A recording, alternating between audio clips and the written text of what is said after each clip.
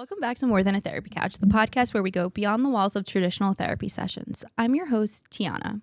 Unfiltered, no judgments, just you, me, and a couch. Today, I'm joined by Ben Shutman, a licensed professional counselor from Tree of Life. He has experience in all things mental health, and today we're diving into a big one, parental anxiety. Whether you're a parent yourself or someone feeling the effects of anxious parenting, we're unpacking what it looks like, how it impacts relationships, and most importantly, what you can do about it. As a reminder, the topics discussed are for educational purposes only and are not meant to be taken as clinical advice. If you are concerned about you or a loved one's mental health, consult a mental health professional or call SAMHSA's 24-hour hotline at 1-800-662-HELP.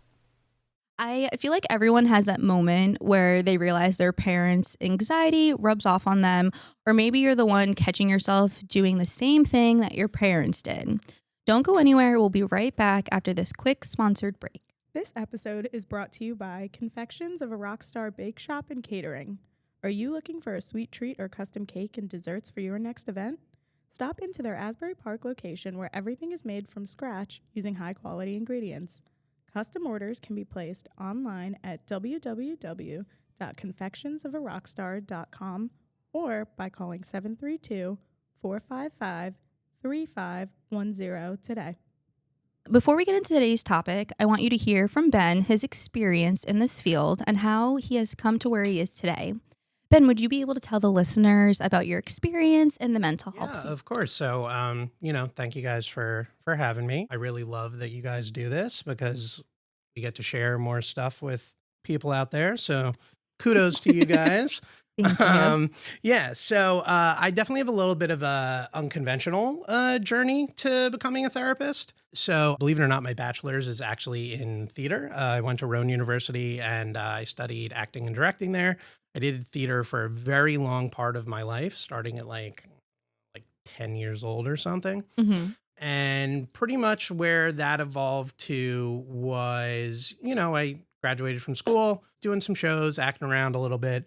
And then somehow I got involved in the different side of entertainment. I worked at a children's amusement park for a while. It was great. I was the worst but best manager that anyone could probably have.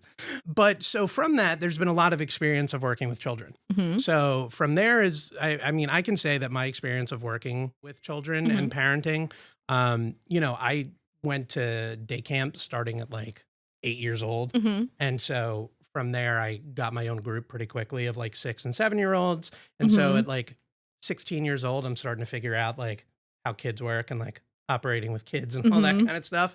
But fast forwarding back to the indoor amusement park, that was more working with kids. From there, that moved into kitchens for a little bit because I thought I wanted to work in kitchens. And then I recognized I did not have wasn't cut out for it. The bear, anyone here? Yes. Not there. And then I moved on to working in schools for a while, working as an instructional aide and a paraprofessional with children with various levels of special needs, all the way from high functioning autism to more level 3 kind of stuff. I worked for Children's Mobile Response for a very long time. And so really it's just led to me kind of getting into this field because I did therapy for a while, starting at a young age, I think most therapists do. And my therapist had a huge impact on me. He, helped me a lot and made me want to kind of get into this. It's always so interesting to hear about how certain therapists kind of came to be a therapist. Right. Because I think a lot of people think okay, therapists, they have their life figured out. They know what they're doing. They went to school, they went to college, and this is what, they ended up doing. And I think it's been very clear, with talking to different counselors, specifically, at our office, everyone has a different story. And I think the experiences that you've been through make you the type of clinician that you are today. And I think it's just amazing because if you didn't have all those experiences, I'm sure you wouldn't be able to give certain points of views to your clients when working with them. Right. And so that's where, believe it or not with this topic, so lived experience actually comes into play a decent amount. So just going to get this out of the way because I know Mom and Dad, you will probably end up watching this. And I love you very much. I want to let everyone know listening, I have amazing parents. They are awesome people. They have just done amazing things by me, but I am talking about parental anxiety. So lived experience. But so I bring that up because when you look at what parental anxiety is by today's standards, it's very interesting because when I look back to my childhood, like, yes, I had anxious parents, but they were so much more flexible than today's parents from what I see in a lot of sessions. And where I mention that is growing up, we had a family that lived next door to us starting when I was like 2 years old. And they were Dominican and Italian. I'm Jewish. So, there isn't like normally a big connection there, right? But my family has always been very big on just community and acceptance and all that kind of stuff. And so my family was like, when they first moved in, my dad was like offering, so these are now my second parents, so Lydia and Felix, if you're watching this, hello. I was raised essentially in also another household that just like was not my own. And I would go to different places all over New Jersey with Lydia and Felix, who were truly amazing people. I had a best friend that was with me from them. And when I look at today's parenting, oh man, so many parents would be scared beyond belief about that. But again, I think that's made me a well-rounded person. I think that's what that kind of experience is important. Absolutely. And I feel like it's really sad just to see that certain clients are experiencing this right now, just with social media and just with kids having a lot of anxiety that trickles down, I'm sure, from the parents, just because everything is at the tip of our fingertips. Yeah. Something happens in politics, we know about it immediately. Something happened, across the country, we know about it immediately. Something happens across the world, we know about it within 5 seconds of it happening. So I think it's very valid for parents and just everyone in general who is having a lot of anxiety during this time. Like, your anxiety is valid, but making sure that you are doing things to cope with that anxiety. Right. And I think that's the most important part, you not doing anything. And it's so ironic that you said that. I'm not so sure if my parents will listen to this episode, but it's funny because I actually did a session yesterday with my mom. And the therapist asked me, she said, what do you need from your mom? And I literally said, I need her to work on her anxiety. I was like, listen, not everybody needs medication. Not everyone needs to see a therapist all the time, but you need to be doing something to ground yourself, something to kind of cope with it, because we're all going to go crazy. Right. Exactly. And that's the thing. Like, everyone's anxiety is valid. Like, I always say in session, you can never tell someone like how to feel. Like, I'm not going to tell you how to feel about your parents because I'm not you. But when it comes to this kind of topic in this kind of area, validation of those feelings is so important, because if we don't validate those feelings, we can't do anything about it. And so as soon as you can sit there and go, okay, yeah, maybe I am an anxious parent. Okay, that's not a bad thing. That recognition is actually a sign of growth and progress. The main thing that my mom actually said, so a little bit about my mom, she works in New York City and she drives to the bus stop. She'll leave her car at the parking garage. She will go into New York on the bus every single day, walk 1.5 miles, work, and then when she's done, walk another 1.5 miles, take the bus. So her schedule, I think for me growing up, was definitely very hard because it was always very go, go, go. If the bus was late, then when we were late to this, we were late to that. Right. So she even shared with me that yesterday, coming to that appointment, she was like, I stayed late at work and then I rushed. I had to run 22 blocks to like catch the bus and get on time. And I said, Mom, do you see that feeling that the feeling of it's not the end of the world. Like, it's okay. Yeah. Everything's going to work out. Everything is meant to be how it's supposed to be. And I think too, and I mean, it could be different for everyone, but I think for like specifically my mom, I think she's been experiencing that fight or flight for such a long period of time. She doesn't even know what it feels like to not have anxiety. Oh, yeah. I mean, That's so true. That's so real. So parental anxiety is like, it's something I see a lot. Mm-hmm. And, you know, people have intense parents. I mean, it's a thing. I think that's true across the country. And when you have that level of just kind of intense parenting, you know, the kids, like, you can start to get like animosity a Mm-hmm. little bit towards your parents. And, you know, I always take time to go, like, you have to remember that, like, the idea of anxiety in itself, right? That's still a new concept. We're moving so fast Mm-hmm. in that we're like, all right, mental health is great. And like, yeah, we love mental health. Of course we love mental health. But we have to slow down and recognize that for so many older generations, these concepts didn't exist. Mm-hmm. It's not that they weren't encouraged. There's a big Mm-hmm. difference between not existing and not being encouraged. Mm-hmm. They didn't exist. So it's like learning a whole new language. 100%. So with parental anxiety, from what you've seen, you know, from your personal experience, what you've seen with your clients, what can that look like in everyday life? Parental anxiety can look like a lot of different things, but so the root of anxiety is control, right? Mm-hmm. So one of the backbones of anxiety is control. The other part of this that's difficult is it's difficult to discuss parenting Mm-hmm. because people can get their backs against the wall very quickly when it comes to parenting, because it's, how can you tell me what works for my child? I know my child. Mm-hmm. And, you know, that conversation of like, do you know your child is like, I mean, that's a whole other conversation Mm-hmm. within itself. And I think a lot of parents like to think that they know their child. And so then that's, you know, a lot of anxiety comes in because they Mm-hmm. think they know what their child's wants are, needs are, et cetera. So then they have them, you know, you get up at 6 o'clock, like typical high school kid, right? Mm-hmm. So you get up at 6 o'clock in the morning, you get to high school, you have to do all of the homework, schoolwork, whatever. And then you come home and your parents have signed you up for dance, for softball, for basketball, for Mm-hmm. theater, for whatever.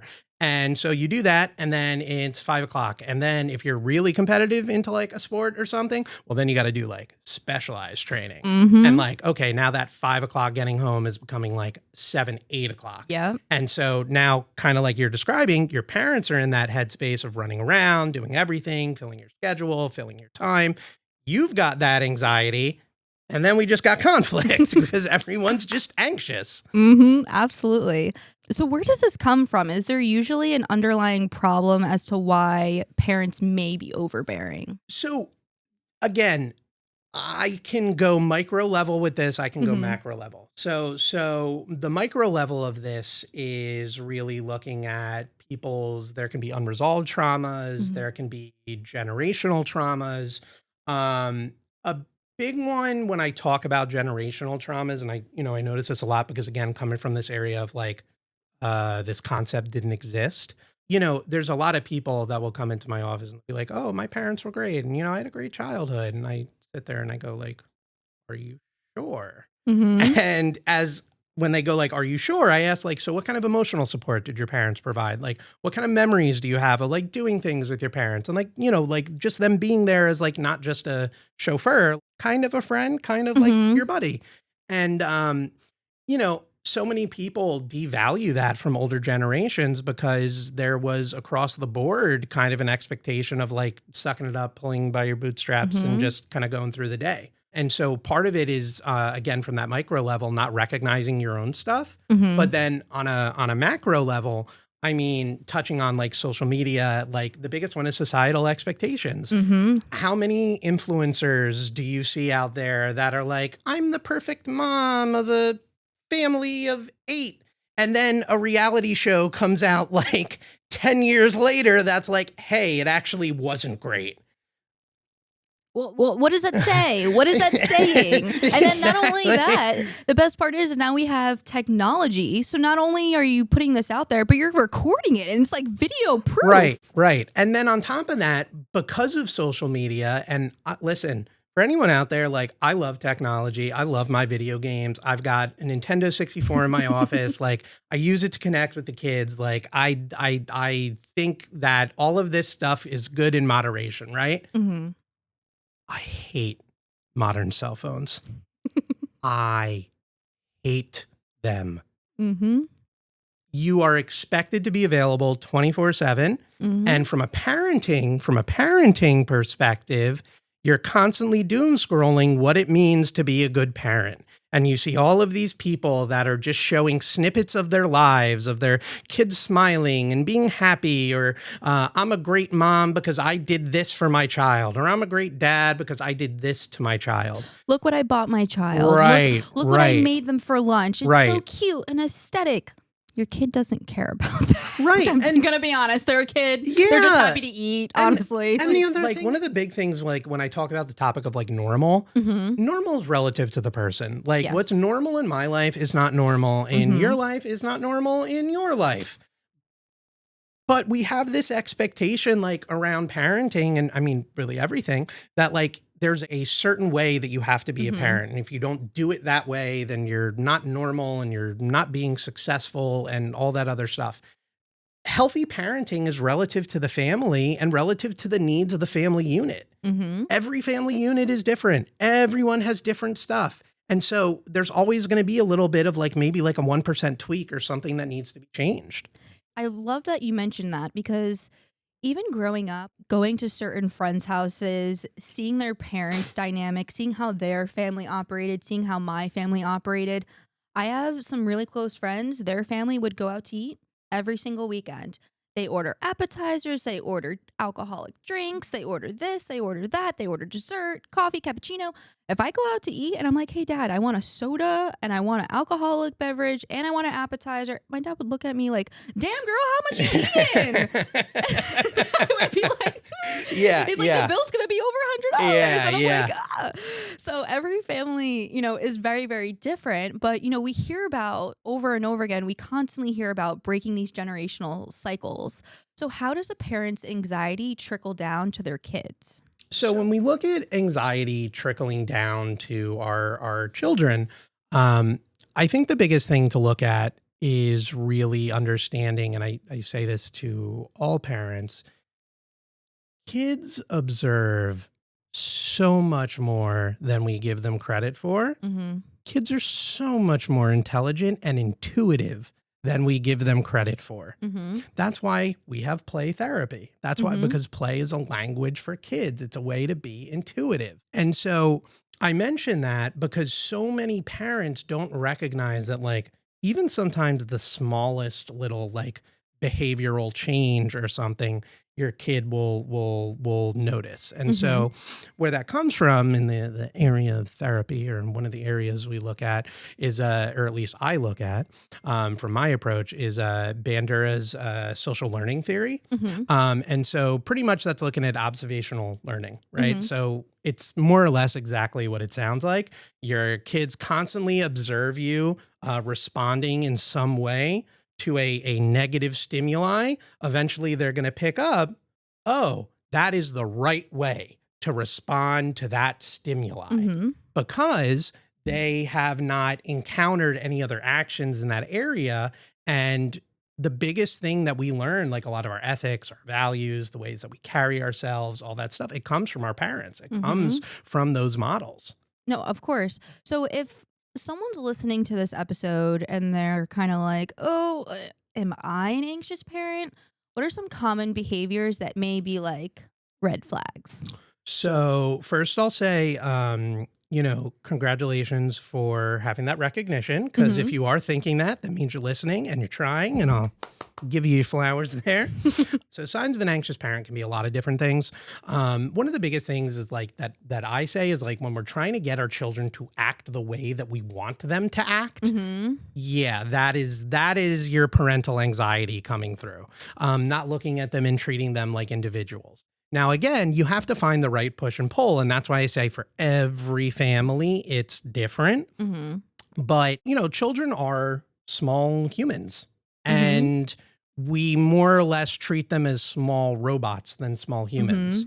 Another sign of anxious parenting can be getting like irrationally angry, frustrated if your child does not follow a demand right away. Again, they're not robots. They're not slaves. They're your children. If it's a kid, it could be like a 6-year-old and be like, I told you to just pick that up. Right. They're going to think, Right. okay, now anytime someone asks me to do something, I need to stop what I'm doing and do it right then and there. Right. Whether that's a friend, whether that's a partner, whether that's a boss. So those little things really do matter. And you may not even realize it in the moment. And here's the thing. If you're also listening to this and you are a parent of an adult child, at least for me, I feel like there's no point on like replaying certain events like, oh, did I do a good job parenting? Did I do this? Did I do that? There's nothing that you can do to change the past. If you're recognizing this now, all right, what are things that you can do now to implement you not being this, overbearing, anxious parent? Right. And so I think that really the big one, and so this is really for me, this is the big one that really affects anxious parenting.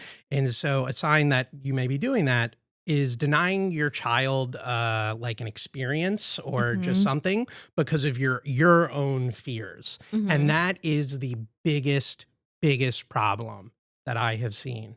One of the biggest things that I mentioned to like a lot of coworkers here and like a lot of other people is that like, did you know that like kids don't have sleepovers anymore? Like that blew my mind when I heard about that because like sleepovers were some of the most formative experiences like of my life. And the only reason we're not having sleepovers anymore is because parents are anxious. It's not like there's magically more dangers in the world. These dangers have always been there. Yes, may they be like, I can't give you statistics on like numbers, but those dangers have always been there. The only thing that's changed is our ability to absorb that information. And human beings were never meant to absorb the amount of information that's thrown at us on a daily basis. So ironic that you say that because I think, again, with the parents being more anxious, like you said, it's not that there's more predators or there's more types of these people out there. The stories that you're hearing about certain things, they're getting creative with certain technologies, acting like they're so-and-so and so-and-so. And that's where the parent's job is like, not to keep them closed off in a bubble, but just educate them. And you have to like trust that you gave your child the right tools where they know to not talk to the guy at the corner who's trying to give you candy. Well, yeah. And I think that's where you also have to look at like kind of like the advancement of technology, right? Because, a lot of older generations, like even the technology that we have now, it wasn't there. They didn't know how to use it. And so even with what we were saying earlier, parents are 100% a lot more anxious, but I think even too the conversations that parents are having with each other or even the conversations that parents are like seeing online, you're seeing them online because more people are just being open with talking about it, and then you're seeing that in the very few that you see, you think, okay, this is happening everywhere. It's not happening as frequently as you think. Yeah. I might be dating myself here. I don't know if you know this show, but there was a show that was on like primetime television as a kid. Dateline with Chris Hansen, To Catch a Predator. I've heard of it, yes. Yeah. So, okay, everyone can get some like good laughs from that show. I'm not trying to be mean, but like, yeah, you can. But the thing is, like, I would love to do like almost like research to see how that affected like the American population, because all of these people that don't understand how technology works are now freaking out about how technology is being used. And if you don't know how it works, then that's just anxiety. 100%. So when it comes to, like kind of understanding how technology comes into play here, I think the other thing, again, when I touch on technology is like, I go back to social media because again, there's this idea from social media that like you can find a way to be a perfect parent. And that's so not possible. There's no such thing as a perfect parent. I say to parents in sessions all the time, like, you're going to mess up when your kid is 5. You're going to mess up when your kid's 10, 15, 20, etc. And the reason that you're going to do that is because your kid is changing. Your kid is going to have different needs and different wants and different ways that they're going to need to be parented at 5, at 10, at 15, at 20. Yet so many parents just want to keep it to like what they know, and they almost try and parent their kids sometimes like as they're still like 7 when they're like 17 and they've got their own wants, needs, desires, etc. And I think that kind of even leads to then the child feeling like, okay, my parent wants me to do this. My parents think I should be doing this. So then the child's feeling this pressure of needing to get it right. So there's so much pressure, not only on parents, but even kids. Like you said, parents, they'll see on social media the pressure of being the perfect parent. Right. And then even then, some children will be like, okay, I need to be the perfect kid because if I don't, or if I mess up this, my parent may react, or my parent may say this. Right. Or if I don't go to, this school or that school, my parents will be upset. I was friends with someone in high school, and he had, I think, 2 or 3 older brothers, and they all got into Temple University. Oh, okay. Both of his parents went to Temple as well. So he was the last one of the family to apply to try to get into Temple, and he ended up getting denied. Ooh. And that, I mean, listen, I'm not him, so I can't imagine what he was feeling in that moment. But I think that even just shows, did you even want to go to Temple? Like, or are you just going to Temple because everyone else in your family and your parents did? So it's definitely something to take a look at and think about when you're making certain decisions, especially if you're in that end of high school, early young adult phase. When you're making a decision, and if you are recognizing that you don't feel 100% about that decision, reflect. Where is that coming from? Is it coming from because somebody else told you have to do it? Or is that because you actually want to do that? Right. And so I think you touch on something really interesting here, again, when you bring that up in the area of like parental anxiety, because another thing that I see is there's so much fear of failure. There's so much fear of getting it wrong and like kids getting it wrong. And like, again, every family is different. Finding the line is for you to find with the help of a therapist. But that line is so needed to be found because we learn from failure. That's how humans operate. Yep. And so if we don't look at failure in a positive light, then we just are creating more anxiety in our children because we're essentially creating a fear of failure. I found this really, it was a Today Show article where they were interviewing a woman who basically was talking about some of these like pressures to get it right. And, she is an American, but now she's living in Europe. And I took a quote from there because I thought it was really on the topic here.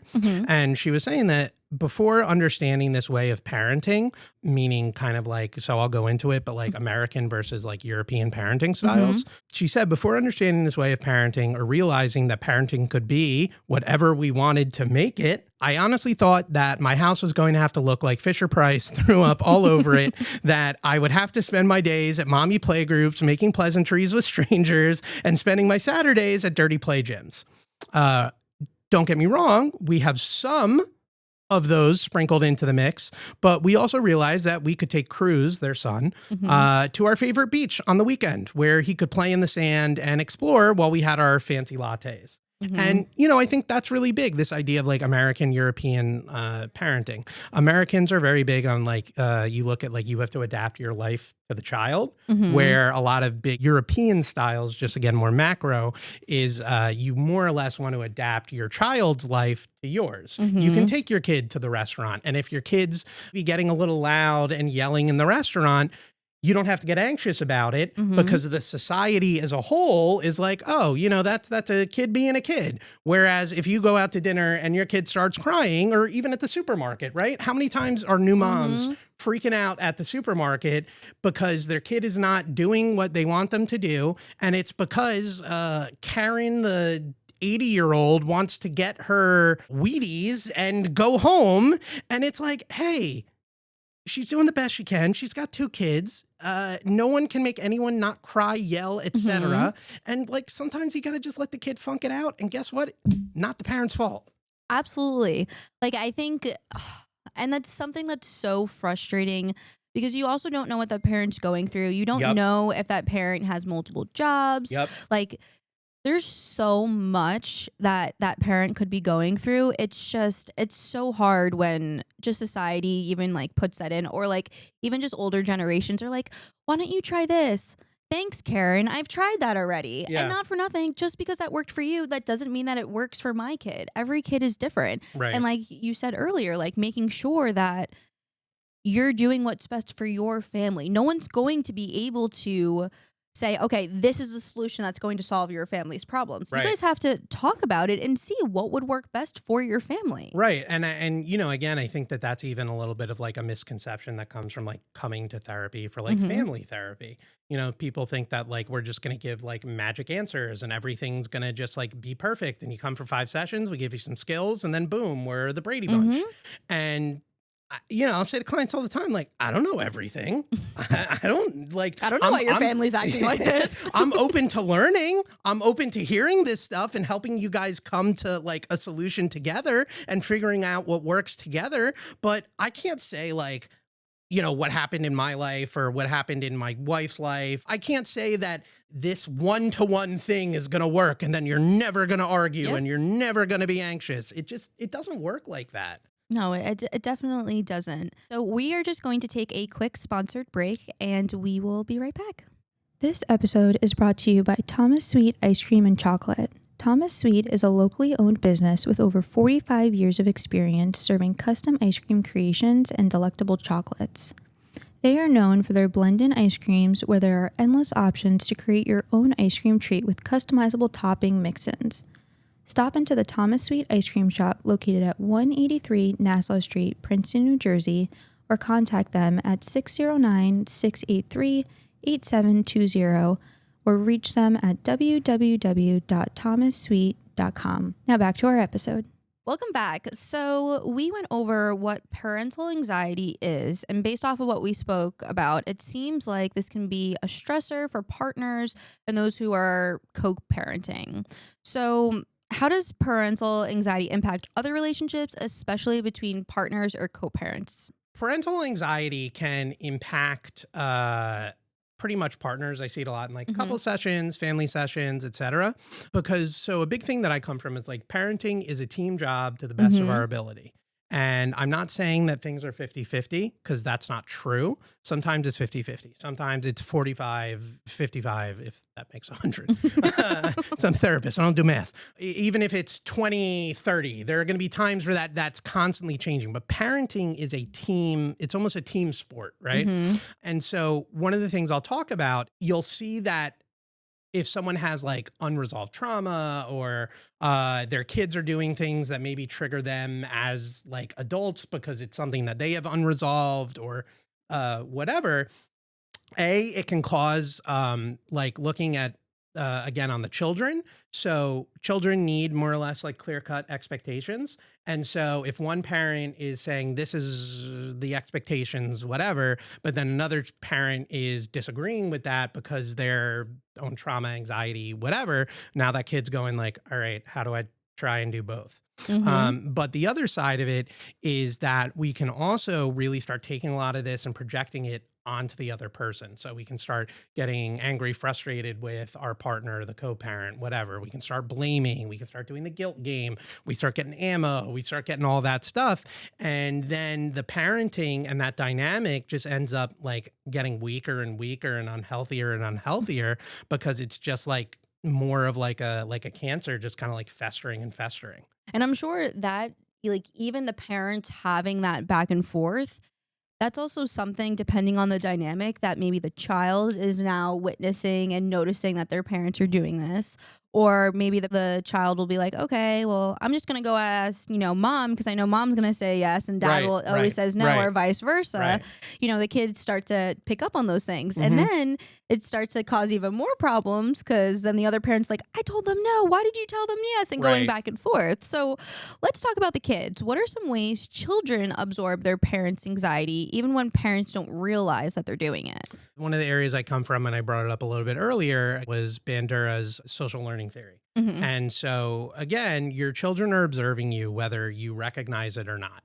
Your children are observing you when they're watching Bluey and they hear you arguing in the other room. Your children are observing you when they see you crying, and parents, you are allowed to show your emotions, but in a healthy way.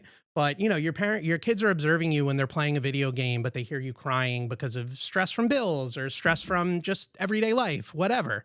And so then the kids start absorbing that stuff and they can start wondering, am I the problem? Did I start, all of the stuff that they're fighting about, all this stuff that they're arguing about, it's about me. So, did I bring this problem onto my parents? Am I a bad kid? And then you can start getting into that thinking of beating ourselves up because we're a bad kid and we're creating all of these problems.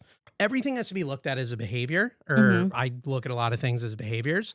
And when we look at this parental anxiety affecting children, the consequences of acting anxiously are not tangible. It's not as black and white as consequences in other areas. And so that's why you don't typically see some like reactions in like kids and stuff until they get a little bit older. I go into also like a generational thing to this because like there's this guy on TikTok that I love. I forgot his name, but he does like different generations of like how they react to different stimuli. Oh my God, that's so fun. And the one he does for millennials is always like, I apologize a million times because I'm super insecure because my parents were like super anxious and fighting all the times. And I just want to please everyone because I'm a pushover. And it's like, the shoe fits, I guess. If that's going to be a trend and that's going to be a video that gets millions of likes and views, clearly maybe we need to start looking at this as more of a societal thing than an individual failure. I think you also need to look at adult children as well, because when you look at adult children and even when your children become adults and how parental anxiety affects them, the biggest thing that I go and I look to, and it's a little bit more of a newer theory, but so I look at attachment theory. Attachment theory just, I'm going to keep this very general, but it pretty much is looking at like how we make connections with people, mainly our parental figures, like kind of growing up. And then dependent on that support, it can kind of shape like how you're going to act in relationships as you get older. So there's four main from like kind of when you see parental anxiety, there's four types of attachment that people fall into. So the first one is ambivalent attachment. So that comes from as a kid, you get distressed or upset when your parent leaves, but it's not because you love your parents so much. It comes from actually having absent parents and you want them around more. So you get upset when they leave. So then as an adult, you kind of get kind of like wish-washy with like relationships and attachment and all that other stuff because you never learned the value of having like strong relationships, right? So the other one you can look at is avoidant attachment. So meaning that you tend to kind of like just avoid relationships in general. That can come from coming up in like an abusive household or a neglectful household, because you're not used, again, we grow up in a world where we're told that our parents are supposed to be the people that protect us, care for us, all that kind of stuff. So when you don't get that growing up, you're going to develop a natural kind of just like distrust of like authority figures. And that's going to make relationships just difficult. The third way is disorganized attachment. So that's kind of like the walking on eggshells, and that can come from parents who were emotionally unreliable. So emotionally unreliable means that essentially your parents met your emotional needs like 50% of the time. So because they met your emotional needs 50% of the time, you still also have that 50% of like people pleasing and like trying to like fix everyone's problems and all that other stuff. So when you get into attachments, I don't know if you've ever had a partner or something that's been like, hey, are we okay? Are we okay? Are we okay? And they're constantly asking, are we okay? Are we okay? Are we okay? I've done that. Are we okay? Are we okay? Are we okay? It comes from not really having that learning what full trust and support really looks like as a kid. So then in your relationships, because like you care for your partner so much, it's like, I don't want them to leave because blah, blah, blah, blah, blah. Now the style that you kind of want to try and go for is secure attachment. That creates confidence in adult children. In adults, that creates feelings of secureness. That's why it's secure attachment. But what that means is that your parents, I'm not going to sit here and say they met your emotional needs 100% of the time because I don't think any parent can do that. But they were reliable to be leaned on when you needed your emotional needs met. You're going down the different attachment styles, and I'm like, oh, that's happened to me. Oh, that's happened to me. Oh, okay, that's all right. So it's definitely I think very interesting to reflect on as an adult child, reflect on some of the things that you do now and how those things are connected to your experiences as children. And I think for me, like, for example, like my mom, love her dearly, but she was a very anxious mom, I think, growing up. And I think she just wanted so badly to do everything right and be there for me and my sister. And she definitely was there.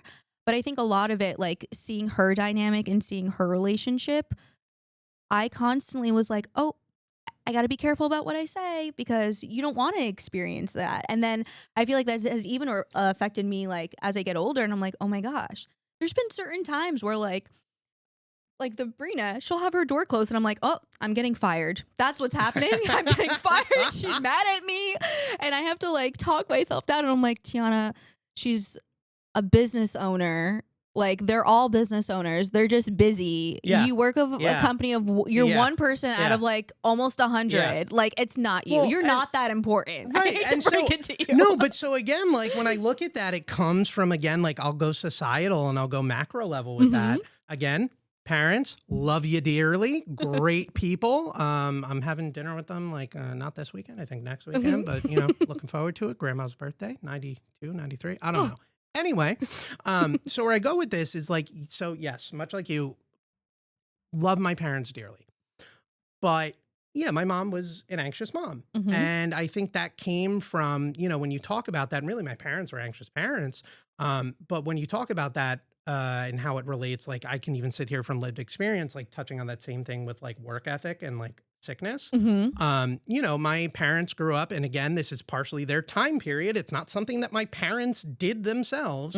They grew up in a time period where you were expected to like sacrifice yourself to your company. Yep. And like, if you don't sacrifice yourself to your company, then you're going to get fired and you have to like work to the bone and all that other stuff. And so in me, that created like, you know, now I'm sitting here as a, you know, I got my master's degree, like, you know, I'm working as a therapist. And like one of the first times I was sick, like I sent a text or an email and I was like, oh my God, I'm so sorry for being sick. Like, I'm so sorry that I'm going to be out today. I'm sorry for the inconvenience that this is causing you, blah, blah, blah, blah, blah, et cetera. And then, you know, I think it was either like Brina or Tara. They were like, what are you sorry for?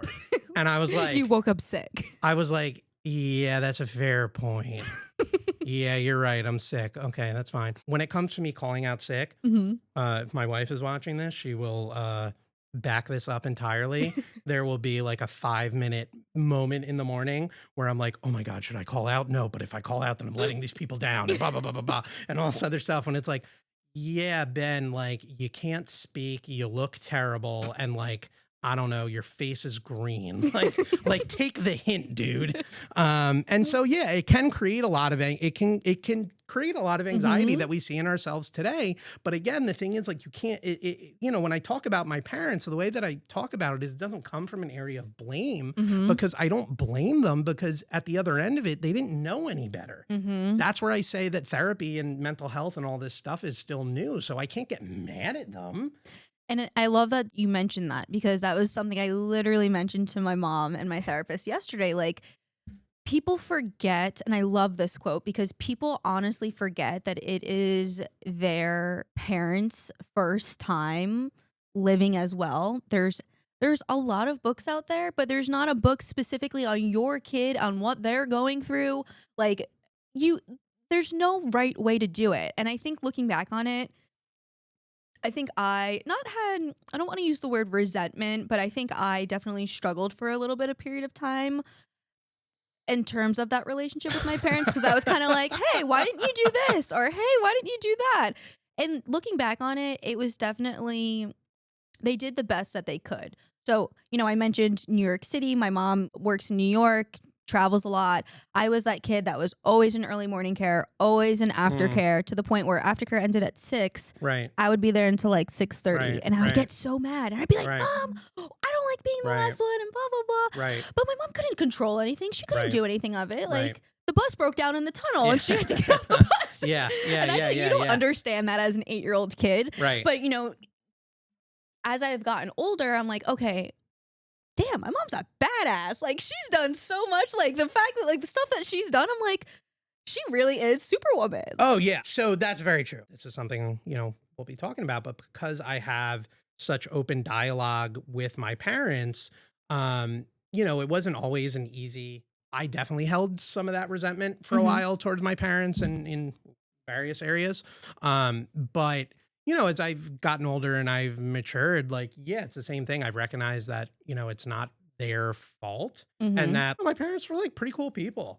And, part of also who I am is like because of my parents, so you gotta take the good and the bad. Speaking to the parents, how can parents manage their anxiety? So what are some like practical steps partners can take to manage their anxiety, especially in the moment? When we're trying to deal with this anxiety in the moment, so the first thing that I will advocate for, and I say this a lot, is recognizing that you don't need to be perfect. So me and my partner, we talk a lot, about like what we're going to be like as parents. I think it's a conversation that, everyone who wants to be parents has, right? And everyone has a conversation about like, I think even again, like we want to be better than our parents, right? And so when we look at what is being better than our parents mean in regard to managing parental anxiety, because we both kind of come from similar stuff, when we look at what it means to manage that parental anxiety, it means we're not going to argue in front of our kids. It means we're not going to raise our voices to each other. And most importantly, one of the things we always talk about is that we're always going to respect each other. Because at the end of the day, this child is both of us, right? I chose to marry you. I love you. Like, I did all that stuff. So at the bare minimum, I'm going to talk to you with respect. And so that also has to be applied to our children.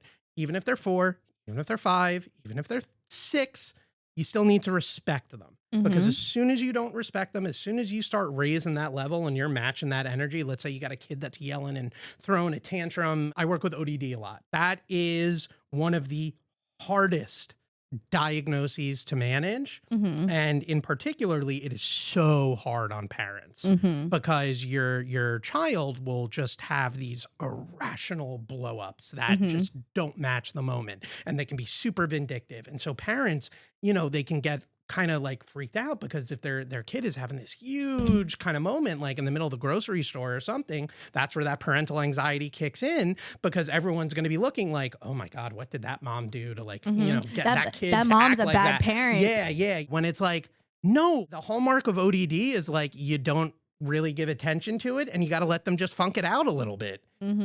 How can you let a parent experience that when we live in a society that says that your kid has to be perfect? So you have to recognize that you don't have to be perfect and that your kid doesn't have to be perfect. And when you can recognize that your kid doesn't have to be perfect, that brings down some of those anxieties.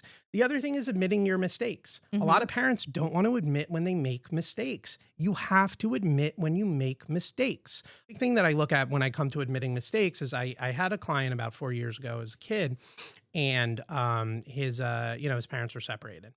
And his biological father was not just not the best influence on him. So, mom gets remarried, meets someone else, etc. And so one day the kid comes into the session and he's like, so I got in the first fight with my stepdad. And I was like, oh, dude, I want to hear about it. And he's like, no, it actually went really well. And I was like, what? Yeah, what? The fact that both of us were taken back. Yeah. And so I was like, okay, so I got to hear this. And so he proceeds to tell me that, he got in a fight with his stepdad about something and they took a break. They separated from each other. And because of how things went with his biological father, when they came back, he was expecting to get yelled at more and all this other stuff. My client went to apologize and he mentioned that his stepdad went, hey, you're not the one that needs to apologize. I need to apologize. Because I'm the one that shouldn't be losing my cool like that. I'm the adult. I shouldn't be getting that angry. And so that's on me. That's not on you. And like the kid, like, he started tearing up in session because that's all that he wanted. And so that's where admitting mistakes is so important because you don't have to get it right all the time. You don't. I don't think parents realize how much those words truly actually mean. And it's okay. You're allowed to snap. We're all human. That is just something that's going to happen. But if you're able to acknowledge and say, listen, I messed up. I shouldn't have acted that way. I'm sorry for making you feel that way. I didn't mean to yell at you. We act out of character. Right. And there's nothing wrong with that. But I think that's something that's huge that you mentioned. Parents, there's nothing wrong with you apologizing. That doesn't mean that you failed. That doesn't mean that you're not a good parent. If anything, it just strengthens that connection with what your you're child. doing is you're actually modeling healthy emotion management for your children. And that's how we avoid getting those anxious children. I mean, not entirely, but, to help, right? Big one is like grounding techniques. So this is a couples therapy technique, but I use it with like parents and kids a lot, is the timeout technique. So essentially what you do is you give like a sign, you say like timeout, and then you take 15 minutes and put 15 minutes on a timer, on a clock, whatever. And in those 15 minutes, you don't interact with each other whatsoever. You do completely different hobbies. You do completely different activities for 15 minutes. After those 15 minutes are up, you come back together and you try and talk about what the conflict was. Now, the thinking behind that is because when we're in a state of heightened emotions, nothing that's coming out of us is going to be what we really want to say. It's not going to make sense. It's going to come out rude, maybe. Right. That anger, I always say to adults, to kids, anger is kind of like holds the brain hostage a little bit. And so we need to take that time to do something else so we can bring ourselves down. Because then when we bring ourselves down, we can actually have a real conversation about what the conflict was and try and find a resolution instead of just personal attacks. So that timeout technique is good, but then even for you as a parent, like grounding technique. So 5, 4, 3, 2, 1 method. I mean, everyone talks about that for anxiety in therapy. Let's see. I'm sure people have brought it up here. Do you know the 5, 4, 3, 2, 1 method, Tiana? Yes. Let's put you on the hot seat here. So I believe you name 5 things that you see, 4 things that you hear, 3 things that you can touch, 2 things that you can smell, and then 1 thing that you can taste. Yeah. Nice one. Nailed it. Yeah. There we go. That's a huge one. And, you can even adapt that to like your situation because it's touching on the senses. So, you might not have 4 things that you can touch, right? But maybe you're in an environment like New York City where there's a lot of stuff to smell. There's a lot of noise. There's a lot of sights. A big thing with grounding techniques is really touching on our senses. So another big one that I advocate for is the hot cold method. So going to the sink, cold water, putting your hand under the cold water, analyzing what it feels like as you're keeping your hand there, moving into hot and, still doing that same mindfulness. And then bringing it back to cold, because again, the goal is not that we want to burn ourselves. But the idea here is that, again, it's distracting the brain from what we're getting anxious about, what we're frustrated about, etc. All of that being said, those are definitely great tips that adult children can definitely use if they're trying to navigate that with their parents. It's even something that parents can do. But in terms of parenting like a child, so as you mentioned, we know kids pick up everything. How can parents learn to regulate their emotions so they don't unintentionally pass that on to their children? So I'll go with the low-hanging fruit first. Go to therapy. No, everyone, I think everyone should go to therapy and not because I think like everyone on the planet is messed up or has something going on or whatever. Like, it just helps to have someone to talk to for an hour. Sometimes I'll tell clients like, okay, so maybe today's a little bit more of like a therapeutic venting kind of session. Like, that's cool. We don't always need to have like, something intense to kind of work on. And so I say go to therapy because there's a reason that we exist. There's a reason that we have the careers that we have because emotions do need to be learned. If this is stuff that didn't need to be learned and didn't need to be taught, then anxiety and like all of these other things, these problems wouldn't be here because we would innately have it, but we don't. So I say go to therapy because like there's a huge amount of education that comes from therapy. There's a huge amount of learning. But the other side of it is also looking at regulating these emotions. When you regulate your emotions, like what I said earlier, you're displaying healthy emotion management for your children. One of the things I kind of look at is parents will yell a lot when they're angry. Everyone yells when they're angry.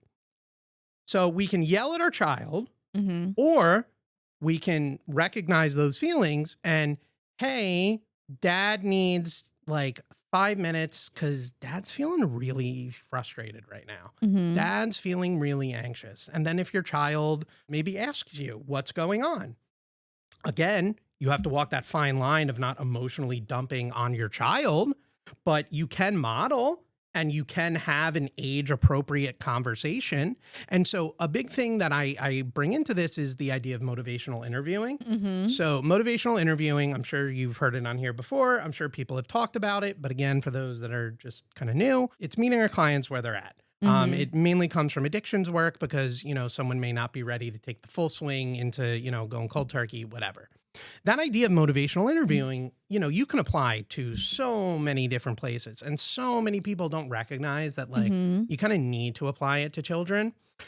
There's a reason that we say in the therapy world, like, child's natural language is play. I advocate to all parents that, like, you have to embrace the ridiculousness of raising kids, because I know I'm going to be wacky dad. I modeled this in session the other day. I had a couple, and they were mentioning their kids were just getting a little smart at the dinner table, and someone got a little reactive, and I said, so we could have gotten reactive. I said, now I'm going to model something real quick, and I want you to tell me how you think your kids would react to this. And so I sat there and I was like, petting bean mom, whoa, Kimosabi, I don't know who we're talking to right now, but let's rewind that and let's try again.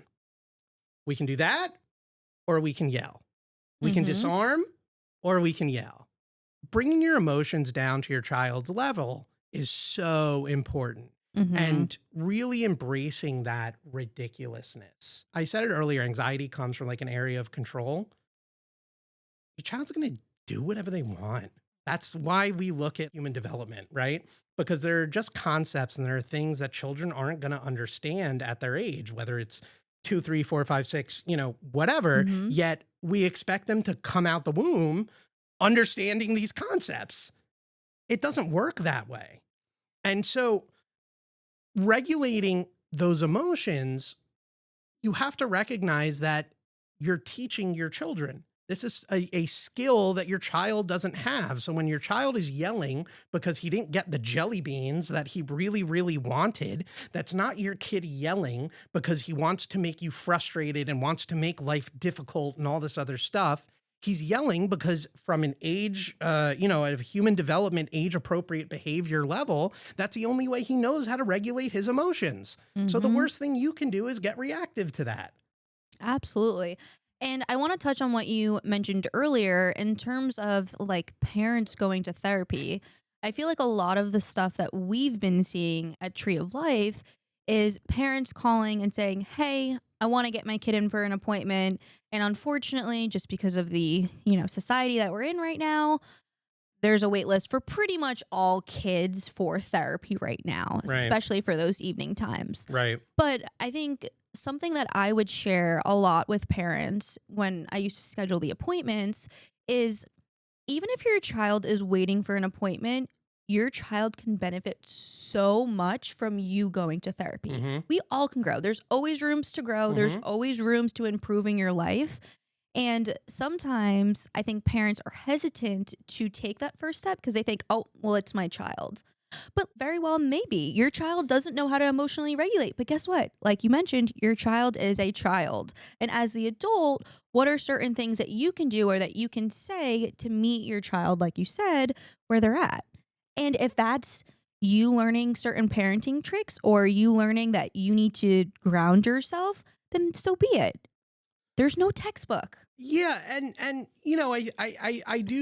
don't know if it's ego. I don't know if it's just personalities. Like, I can't really tell you what it is, but so many older generations, like the adults that we look at now, still therapy is still kind of poo-pooed. Like mental health is still kind of poo-pooed. Those ideas of, like, oh, anxiety isn't real, depression isn't real. Like we are still kind of there a lot, as much as people don't want to recognize that. And that's a big thing to look at, because to a degree, with the world that we're in right now, a lot of people that, if you have, like, mental health issues, it's now kind of like we're going backwards a little bit, and we're starting to put, like, that stigma is coming up a little bit, when there's no stigma. Your brain needs help in the same way that your body needs help. Like, it's the same stuff. Exactly. And I think that's something so much that we've been seeing with, like, our generations is that we want to break these generational patterns. So, for someone who was raised by an anxious parent and doesn't want to repeat that and those patterns, where do they even start and how do they even begin to unlearn all of that? A big one is introspection, right? Okay. And a lot of people struggle with introspection. And I think that's because humans we're very good at beating ourselves up. We're very good at knowing our flaws. So the idea of getting introspective can be very scary because what we might uncover, we might not like. Mm-hmm. And so when I look at introspection, I bring that up again from an area of lived experience. So, Dad, I love you very much, but I think you'll be proud with where I'm going next. One of the things that I'll model a lot for clients is I touch on is something that I and even my dad, like we call kind of the Shutman family curse. And the Shutman family curse is there is a history of the men on the male side of the family. I have it myself, Mm-hmm. who have like really volatile tempers, like Mm-hmm. very volatile tempers. Mm-hmm. I I have it.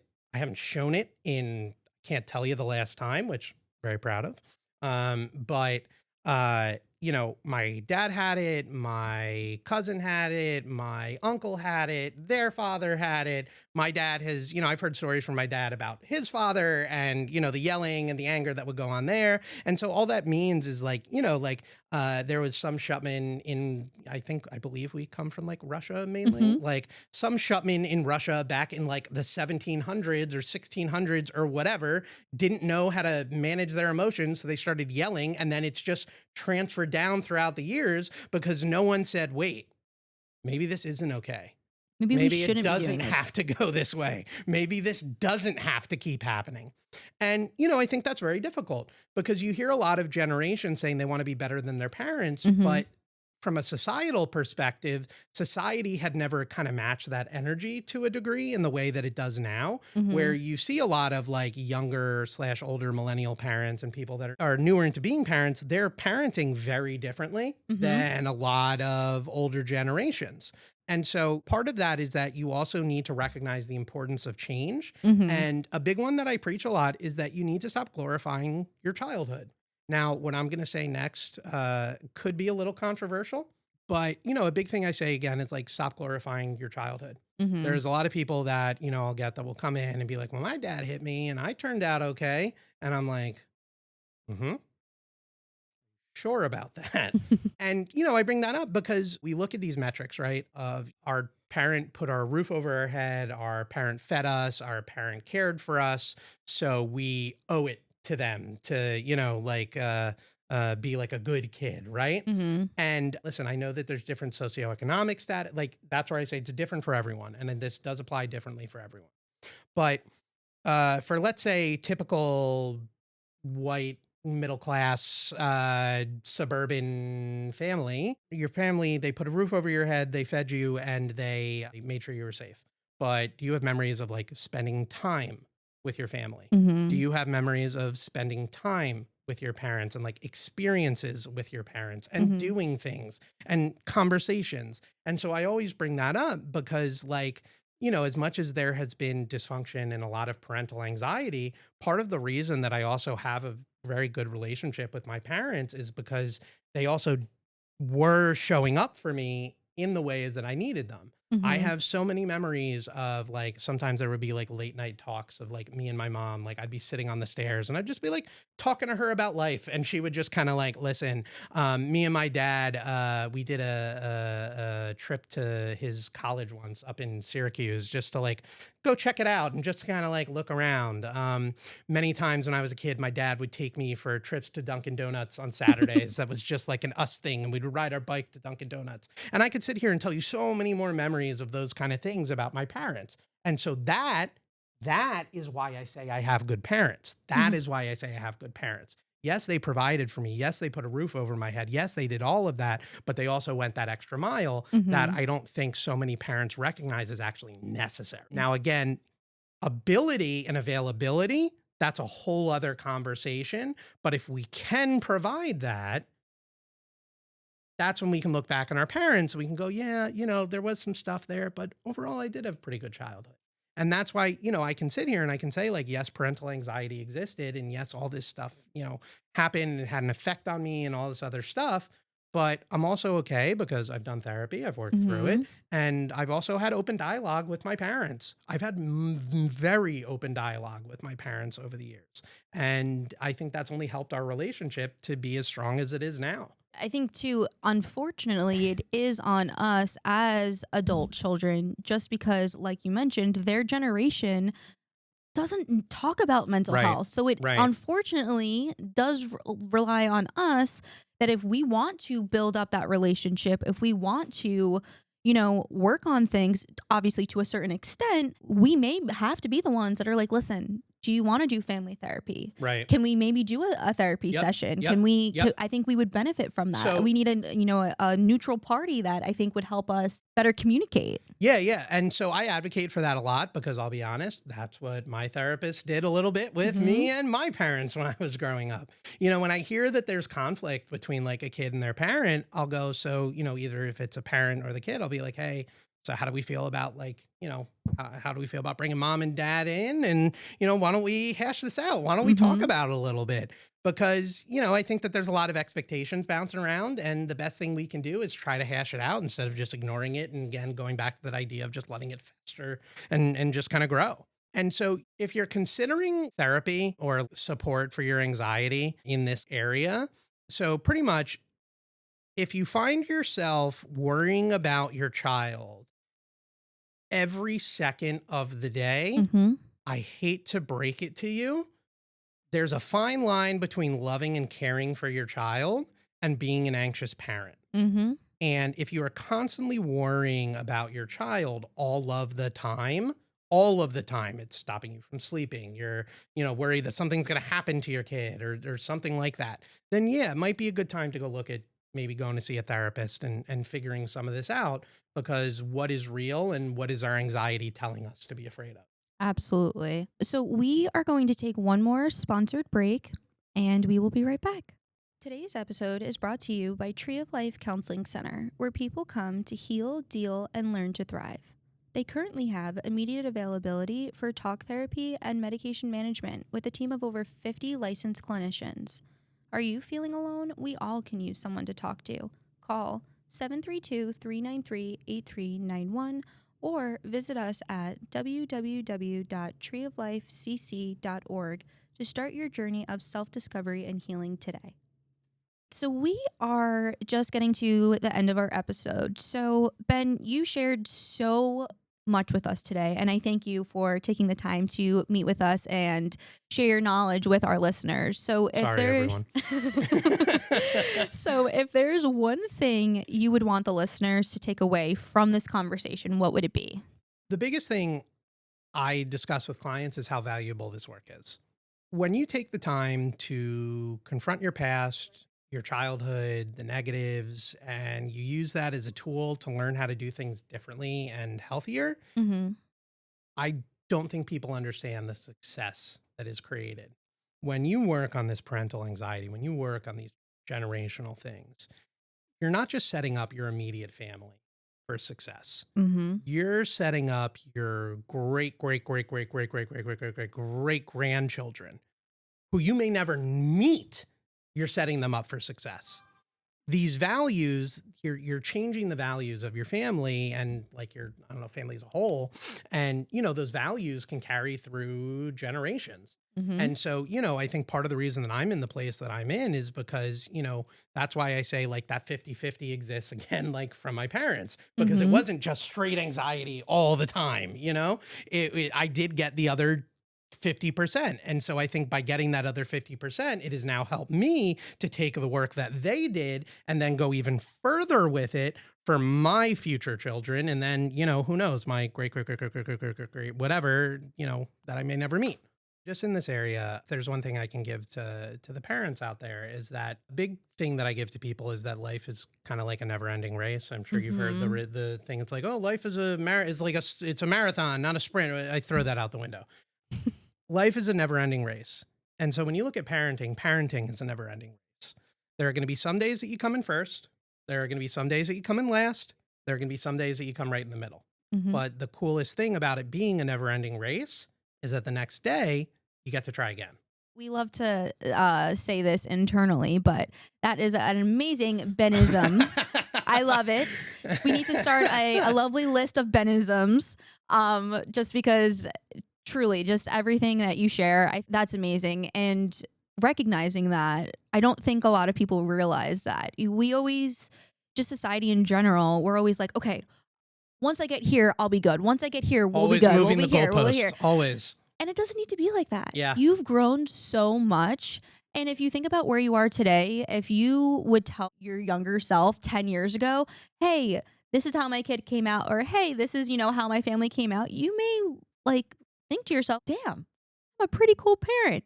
Like you said, you don't need to be perfect. Yeah, my parents are shocked sometimes that I am a therapist. Obviously, they're lovely and they support me. But sometimes they go, man, Ben, how'd you pull this one out? And I go, partially it's because of you guys. Wow. Ben, you are truly amazing. You truly have so much knowledge that you have shared with us today. And I'm Thank sure you. we'll see you on another episode. So for everyone listening, that is a wrap on today's episode. Remember, you are not alone in this. Parenting is tough, but you don't have to go through it alone. And you don't have to go through it from a place of fear. So if you loved this episode, don't forget to subscribe, leave a review, and share it with a friend. Until next time, take care of yourself. And as always, no judgment, just you, me, and a couch. Yeah, Until thank you next guys. time. Bye.